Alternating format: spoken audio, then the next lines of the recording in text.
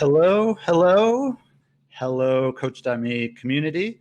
Thank you for being here. I am Coach Tony Stubblebine, the founder of Coach.me. It's a big day because we have a special commencement keynote speaker, Leo Babauta, an author, an inspirational speaker, and one of the inspirations for this company. His blog, Zen Habits, has twice been named one of the top 25 blogs on the internet.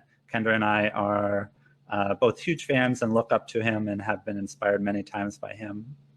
Leo, would you come to the stage?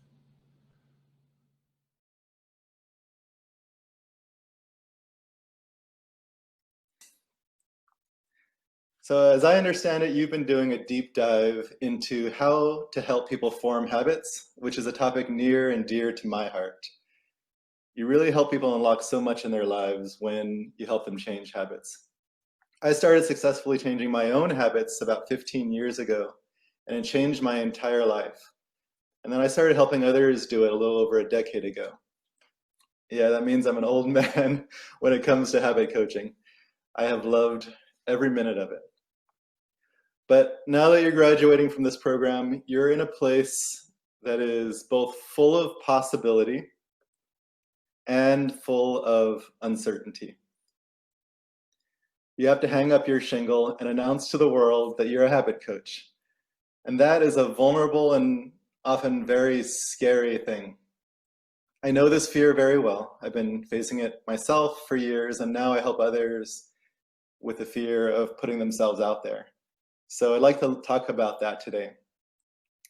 Putting ourselves out there in the world as a coach, as an entrepreneur, creator of any kind, is one of the scariest things we can do. And it's a habit, a deeper habit than most people are looking to form, but a habit nonetheless. We have to do it over and over again for it to make a meaningful difference. Most of your clients will want to make habit changes at a certain level. Change things like exercise, eating, meditation, waking earlier, quitting smoking. And these are all amazing habits to change.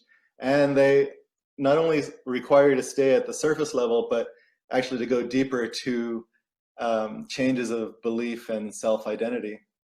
But in another way, these are pretty safe habits. They create more solid ground under your feet. And they make you feel better about yourself. They don't require us to stick our necks out there. But the habit of putting yourself out there in the world goes to a deeper level. It requires stepping off of solid ground into groundlessness, into uncertainty, into fear and vulnerability. And that's an incredibly courageous habit to form, but necessary for anyone doing anything remarkable in the world. We cannot make a meaningful difference in the world without putting ourselves out there. We can't change the lives of others without putting ourselves out to be judged by the world. We can't both be remarkable and stay hiding in safety. It takes courage to put ourselves in the groundlessness of this uncertainty. So this practice is something that I call training in fearlessness. It doesn't mean an absence of fear. It means cultivating the ability to be with fear without needing to run from it or engage in our usual patterns of avoidance or control. Be okay with the uncertainty and the groundlessness of it. So there's a story about the Buddha that is sometimes told. It's probably not quite accurate. It's not from the Buddhist canon, but I like it anyway. I find it useful. It goes something like this. So the Buddha was meditating in a cave, as you do. He was seeking enlightenment. And the demon god Mara, who's often thought to represent our doubts and fears, the demon god Mara sends thousands of armies to attack the Buddha in this cave. The Buddha sits there in silence, not moving. The army is attacked, but didn't do any damage. Then Mara, the demon himself, comes into the cave to fight with Buddha. And instead of fighting with Mara, the Buddha turns to Mara and says, "I see you, Mara." And then the Buddha invited Mara to tea. So again, that's probably apocryphal. It's not a real story about the Buddha, but I love it because it so nicely illustrates how we might put ourselves out there in the world despite our own fears and self-doubts. We can run from those fears and doubts. We can fight with them and try to banish them. We can moan all day long and wish we were free of them. Or we can sit with them with friendliness. So this is what the training in fearlessness is all about. Turning toward the fear in our hearts as we put ourselves out there as coaches, as entrepreneurs or creators every single day. And being with that fear mindfully, with friendliness and compassion. So you might think of it as like a small child in each of us who is afraid, who we can comfort and be friendly towards. That's what our fear is. And so we can be with a small child, but then we don't have to be limited by that fear. We can go on with our mission in life. So there's another aspect of this training in fearlessness that I want to share with you. It's the idea that we don't have to hate the uncertainty that we have to put ourselves in when we stick our necks out there. So there's a quote by the Buddhist master Chogyam Trungpa, and it goes something like this. The bad news is that you're falling through the air. Nothing to hang on to, no parachute. The good news is there's no ground. So I love that because that's what this uncertainty is all about. It's this groundlessness, no solid ground under our feet. It feels like the rug has been yanked out from under us and we panic. That's what happens when we put ourselves out there, is this feeling of like, oh, I need some solid ground.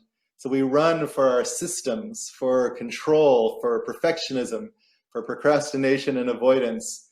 We run for safety, and we run for the exit. And you will find yourself running for control, for safety, or the exit. These are our usual responses to uncertainty and fear. But there is another way. Open to it. Embrace the groundlessness, because the fact that there is no ground underneath us is the good news. Fall in love with the uncertainty. Every day, intentionally put yourself into uncertainty as a training. Put yourself out there in some way to be judged. Write something and post it online. Be vulnerable. Ask for support. Asking for help is a very uncertain thing. Share something honestly. Offer to help. Take up space. Use your voice. Make a proposal. Ask for more money than you're comfortable asking for. These are all uncertain things for us, and they're scary. So you can run to the comfort of a cocoon, the safety of that cocoon, or you can train every day in putting yourself into this place of groundlessness. And when you do this training, open to the feeling of fear and doubt that arises in your body as a sensation. Drop into the body and feel it with mindfulness. Acknowledge this fear, this feeling, this sensation and fear that arises. Be friendly with it. Invite it to tea. Then find a way to be grateful and joyful in the middle of this groundlessness, which can feel almost impossible sometimes. See the beauty of the openness and this open-hearted vulnerability. Feel the aliveness of it. And then, finally, remember who you're serving. The people out there who need your services. People who are struggling, whose lives are just waiting to be changed with your help. Remember their pain, their struggle, their hearts. They're why we're doing this, why we're putting ourselves into uncertainty. And then ask yourself, are they worth the discomfort of training in this way? Are their hearts worth putting myself into this groundlessness, this uncertainty? Because again, that's why we do this. They are why we do this, not for our own ego, glory, fame, riches, but to help. We do this for the hearts of those who need us. Thank you. I wish you all the best in this incredibly meaningful journey, and may your paths be filled with joyful groundlessness.